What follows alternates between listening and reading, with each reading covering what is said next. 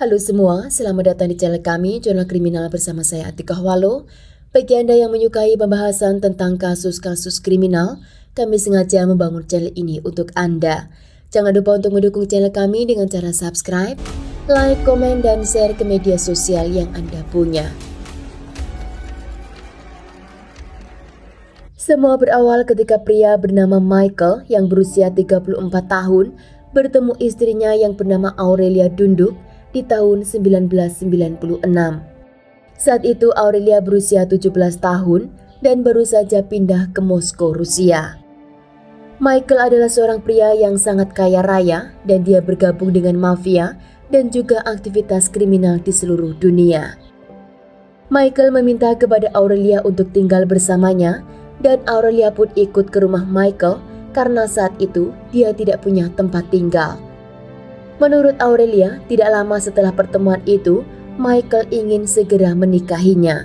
Namun Michael hanya akan menikahinya di gereja, tidak di catatan sipil. Michael tidak mau jika Aurelia mendapat harta benda darinya, karena semua properti dan uang di dalam bank Michael, semua atas nama ibu dan saudara perempuannya. Setelah menikah, Michael mulai memperlakukan Aurelia secara kasar, dan itu akan dia lakukan di depan keluarga, teman, atau bahkan di publik. Saat Aurelia mengandung anak pertama Michael tidak peduli dengan kehamilan tersebut. Dia terus memukuli istrinya jika ada sesuatu yang tidak dia suka. Aurelia melahirkan anak pertama Michael yang mereka beri nama Sergei. Saat Sergei berusia 8 bulan, Aurelia berniat untuk menjenguk kedua orang tuanya yang ada di kampung halaman. Namun Michael melarangnya dan mulai saat itu, Michael tidak mengizinkan Aurelia meninggalkan apartemen. Selama 5 tahun ke depan, Aurelia di apartemen itu telah melahirkan 3 orang anak lagi dan semuanya adalah anak perempuan. Mereka diberi nama Christina, Angelina, dan anak terakhir mereka diberi nama Maria. Aurelia merasa sudah cukup dan tidak mau punya anak lagi, maka diam-diam Aurelia membeli kontrasepsi. Karena selama 2 tahun lebih Aurelia tidak hamil lagi, Michael mengira jika dirinya tidak bisa memiliki anak. Dan dia mulai berasumsi jika keempat anak di rumah itu adalah hasil perselingkuhan Aurelia dengan pria-pria lain di luar rumah. Michael mulai menyiksa Aurelia serta keempat anaknya, dan Aurelia pun sempat beberapa kali melarikan diri dari rumah tersebut dengan membawa keempat anaknya. Namun karena Michael memiliki kontak dengan orang banyak dan orang-orang penting, maka sangat mudah untuk mendapat mereka kembali. Michael mengancam Aurelia jika dia melarikan diri sekali lagi, maka dia tidak akan pernah melihat keempat anaknya. Aurelia bukan hanya dijahati oleh Michael, namun ibu dan keluarga Michael juga melakukan hal yang sama. Bahkan mereka menyebut Aurelia sebagai wanita pelacur. Michael bukan hanya kasar terhadap anak dan istrinya di rumah, namun dia juga sangat kasar pada orang-orang di luar. Dia merasa menjadi orang yang harus ditakuti dan juga ditaati oleh semua orang di sekelilingnya. Ia juga akan membawa senjata api di kantong saku celananya kemanapun dia pergi. Banyak warga yang sudah membuat laporan tentang ketidaknyamanan mereka terhadap sikap Michael, namun tidak ada polisi yang mau mengusut kasus tersebut. Tidak ada yang tahu di mana dan apa pekerjaan Michael selama ini, namun setiap hari dia akan pergi meninggalkan rumahnya. Banyak dugaan jika Michael termasuk bandar di wilayah itu, namun itu tidak ada bukti yang kuat. Setiap bulan uang dalam jumlah yang sangat besar masuk ke rekening keluarga Michael. Namun demikian, Michael memilih untuk tinggal jauh dari kata mewah. Rumah yang dia tempati bersama keempat anak dan istrinya adalah apartemen yang sangat simpel dan juga kecil. Di apartemen itu sebagian besar tempatnya adalah untuk penyimpanan senjata api. Dan ketika Michael marah, dia akan menggunakannya untuk mengancam anak dan istrinya. Walaupun Michael begitu sangat marah dan juga kasar, namun dia tergolong orang yang sangat religius. Dia sering pergi ke gereja yang ada di Palestina dan dia berharap jika dengan itu dapat menghapus semua dosa yang sudah dia perbuat. Suatu hari Aurelia dilarikan ke rumah sakit setelah mendapat pukulan dari suaminya. Di rumah sakit itu, Aurelia meminta bantuan untuk melaporkan suaminya atas apa yang telah dia perbuat. Dokter dan pihak rumah sakit tidak ada yang membantu Aurelia. Bahkan ketika Aurelia pergi ke kantor polisi, mereka mengatakan jika itu adalah urusan rumah tangga dan mereka tidak akan mencampurinya. Akhirnya Aurelia pun kembali pulang ke rumah suaminya dan hidup di bawah tangan Michael. Saat itu anak pertama mereka yang bernama Sergi telah berusia 16 tahun dan Michael menduga jika anak itu bukanlah anak kandungnya. Maka Michael mengusirnya dari rumah tanpa memberinya uang atau barang. Sergi pun hidup di jalanan dan setiap malam dia akan kembali pulang ke rumah ibunya dan tidur di tangga darurat di depan pintu apartemen. Aurelia di sana menyiapkan makanan untuk Sergi dan karena tidak tega ketika musim dingin, Aurelia mengajak Sergi untuk masuk ke dalam rumah ketika suaminya sudah tidur. Tidak lama Michael tahu apa yang dilakukan oleh Aurelia hingga membuat dia sangat marah. Dan akhirnya Sergi diusir untuk meninggalkan kota itu dan dilarang untuk kembali. Menurut orang-orang, Michael sedikit memperlakukan ketiga anak perempuannya dengan baik. Bahkan di sekolah, guru-guru mereka mengatakan jika anak-anak itu selalu berpakaian rapi dan juga anak-anak itu terlihat sangat ceria. Ternyata ketiga anak perempuan itu lebih bahagia berada di sekolah daripada di rumah mereka sendiri. Sebagai anak remaja, mereka pun sangat menyukai pergaulan di luar. Namun ketika ayah mereka mengetahui apa yang mereka lakukan, Michael melarang mereka untuk berkeliaran sepulang sekolah.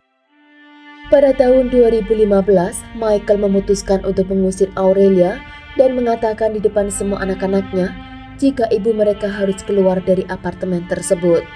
Michael mengatakan akan mengurus ketiga anaknya sendirian, yang saat itu anak-anak itu berusia 14, 15, dan 16 tahun. Setelah Aurelia keluar dari apartemen itu, dia tidak bisa melihat lagi ketiga anaknya. Anak-anak remaja itu pun putus sekolah untuk sementara waktu karena Michael tidak mau jika anak-anak itu kabur ikut ibu kandungnya. Michael meminta kepada ketiganya untuk memegang semua pekerjaan rumah dan Michael akan memanggil satu persatu dari mereka tanpa mereka sadari jika Michael sedang menggilir mereka. Satu anak dan yang lainnya tidak tahu jika mereka sama-sama menjadi korban kebejatan ayah kandungnya. Mereka pun diminta oleh Michael agar tidak mengatakan kepada siapapun apa yang telah dia lakukan kepadanya. Michael memasang kamera di depan pintu keluar dan di setiap ruangan di rumah itu, karena dia tidak mau jika anak-anaknya keluar saat dia bekerja di siang hari.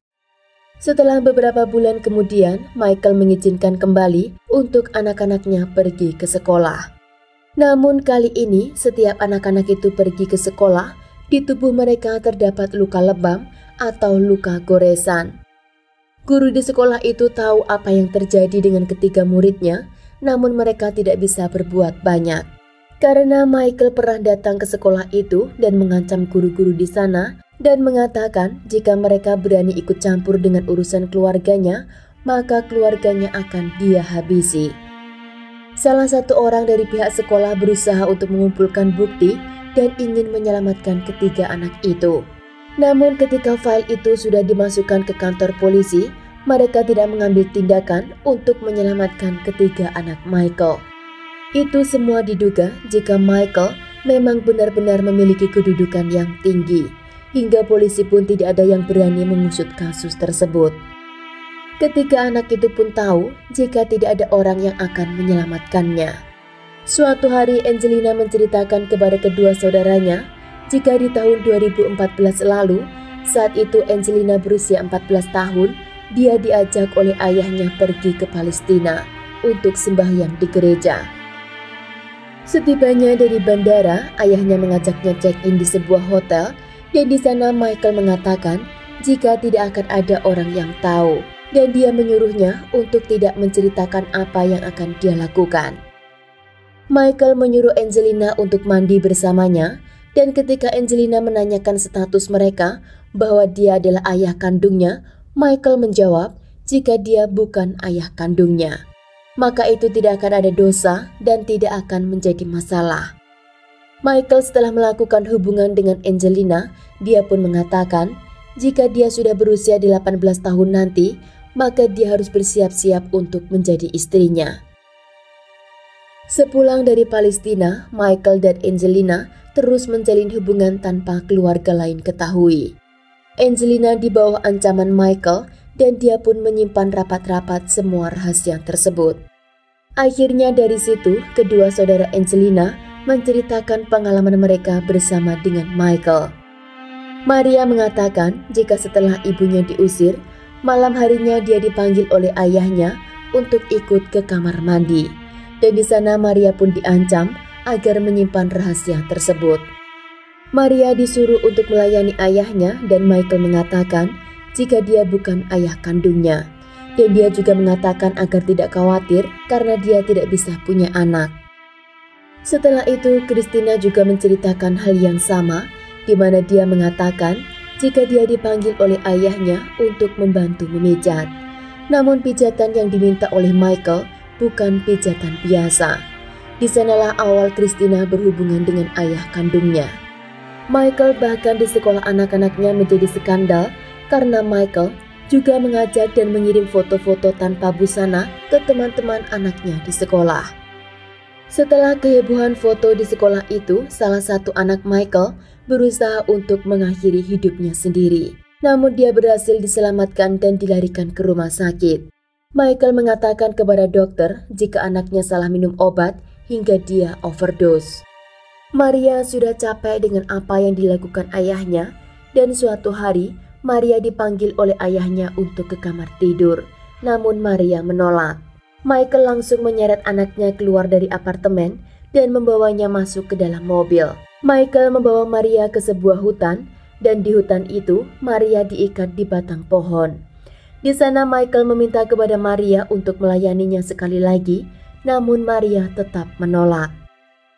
Michael akhirnya memutuskan untuk meninggalkan Maria di sana dan beberapa jam kemudian Michael baru kembali ke hutan untuk mengambil Maria dan membawanya pulang. Setibanya di rumah, Michael mengatakan kepada ketiga anaknya jika mereka bukan anak kandungnya, namun mereka itu adalah anak seorang pelacur. Michael meminta kepada ketiganya untuk melayaninya di rumah itu karena dialah orang yang membeli segala kebutuhan untuk mereka. Ketiga anak itu tahu jika polisi tidak akan membantunya dan mereka juga tahu jika keluarga Michael tidak akan pernah mendukung mereka. Mereka berusaha untuk mencari kabar tentang ibunya dan juga kakaknya Sergi, namun informasi itu tidak mereka dapat.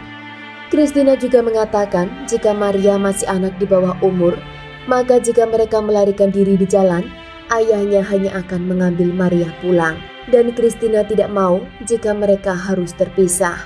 Maka mereka bertiga memutuskan untuk terus hidup seadanya hingga Maria dikategorikan menjadi orang dewasa.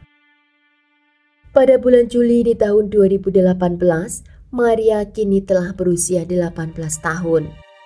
Michael malam itu pulang dari klinik psikiatris dan ketika dia masuk ke dalam apartemen, dia melihat ruangan dalam keadaan berantakan. Karena tidak suka dengan keadaan tersebut, Michael memanggil satu persatu anaknya untuk masuk ke dalam kamarnya. Di sana Michael menyemprotkan pepper spray ke mata mereka. Dan karena Christina saat itu memiliki penyakit asma, dia pun pingsan di kamar ayahnya. Setelah Christina sadar, mereka disuruh untuk masuk ke kamarnya masing-masing dan di kamar itu mereka bertiga merencanakan sesuatu. Mereka ingin mengakhiri penderitaan itu dan Christina mengingat jika di dalam mobil ayahnya terdapat alat-alat yang selalu dia bawa. Dia turun ke bawah dan mencari di mobil ayahnya. Dan di sana dia menemukan pisau dan hammer. Setelah mendapatkan alat-alat itu, dia pun naik kembali ke apartemen. Michael malam itu tidur pulas di atas kursi dan mereka bertiga yang sudah memegang senjata. Akhirnya, Angelina memukuli ayahnya dengan hammer, Maria menyerang ayahnya dengan pisau, sedang Christina, dia menyerang ayahnya dengan pepper spray. Michael terbangun dan sangat kaget dan dia masih belum tahu apa yang sebenarnya terjadi. Dia berusaha lari ke arah tangga darurat, namun Angelina segera mengambil pisau dari tangan Maria dan mengejar Michael agar tidak keluar dari apartemen. Angelina menusuk ayahnya di bagian dada sebelah kiri dan di sana akhirnya Michael terjatuh di lantai. Michael menghembuskan nafas terakhirnya di lantai apartemennya sendiri. Michael mendapat luka tusukan sebanyak 36 kali.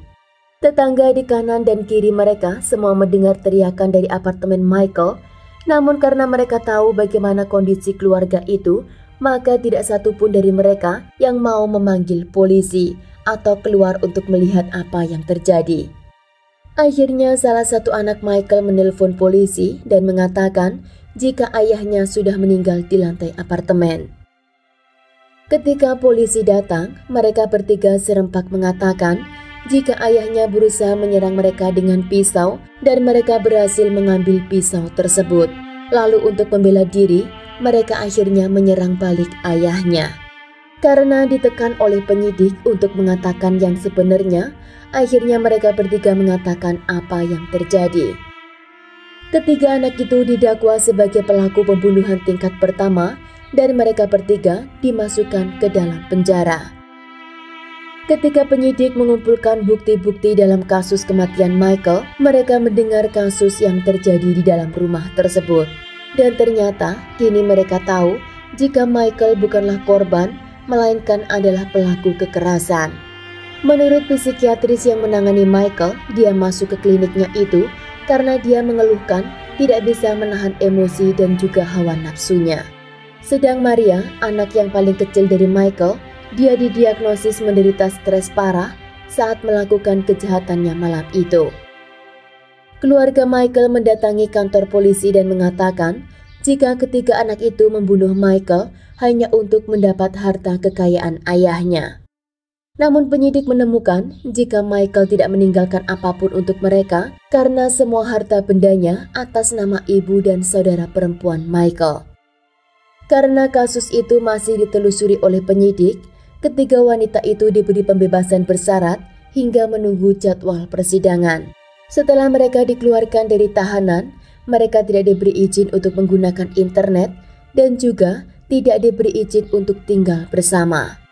Setelah kejadian di tahun 2018 itu, ketiga wanita hidup dalam kebingungan dan juga ketidakpastian. Karena bisa saja tiba-tiba polisi menjemput mereka dan memasukkannya ke penjara lagi.